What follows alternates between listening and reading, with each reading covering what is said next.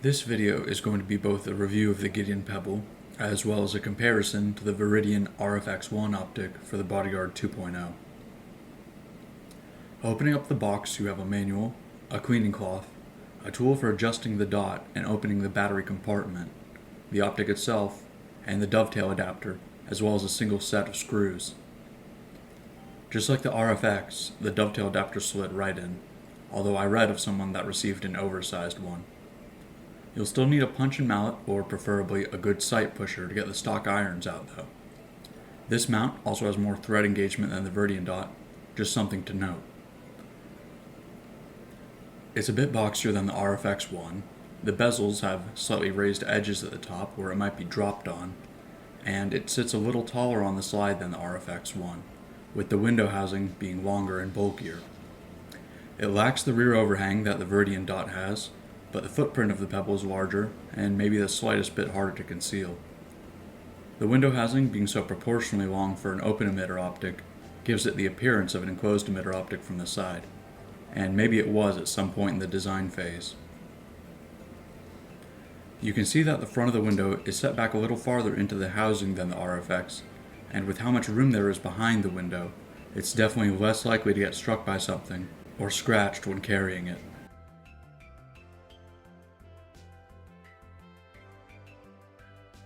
There are two dimples on the back of the optic that I can't figure out the design purpose of, besides maybe helping to keep the dot centered when mounting.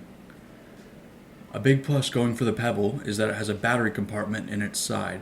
The battery being mounted on the bottom of the RFX one is probably the thing I like the least about it.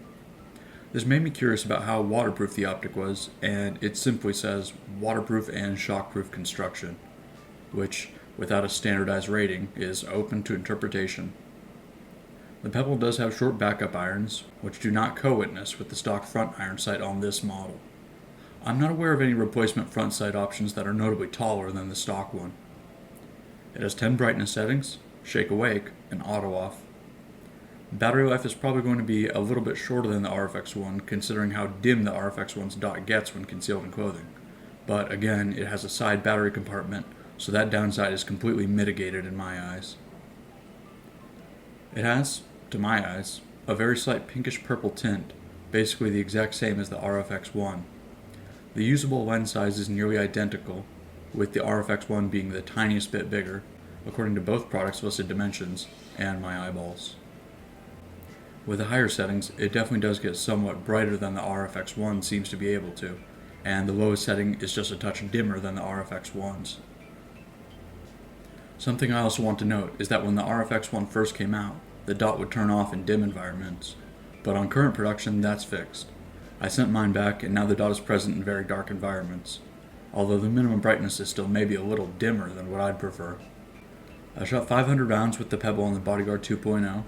Poor quality cheap optics often fail before they get that far, although soft tilting barrel action in 380 isn't exactly a big challenge for a modern red dot. That told me that the one I received at least was of decent construction. None of Gideon's optics have struck me as being especially unique in design, and their prices, as well as being somewhat new to the market, have kept me away from their products as a whole. This is quite nice though. A dovetail option for the Bodyguard 2.0 that has all the functionality that most people want in their pistol optics. Manually adjustable brightness, a side battery compartment, backup irons. It checks all those boxes that the RFX one doesn't. I won't talk too much about price and availability as they're very subject to change, but I will say that the RFX ones have been in steady supply here in the United States, and that I've seen them on sale online significantly under MSRP. I've seen some small discounts on the Gideon Pebble, but even now they're having trouble keeping both the red and green dot version in stock to meet demand. I did want to mention those factors briefly as they're pertinent to someone trying to decide whether to go with one of the dovetail dots or to get their slide milled. So, after considering those factors, it comes down to whether you want the simpler and sleeker option from the more established Viridian, or the more feature-rich option from the newer Gideon Optics brand. The conclusion I've come to is that neither of these particular optics I purchased is a bad choice or poorly made.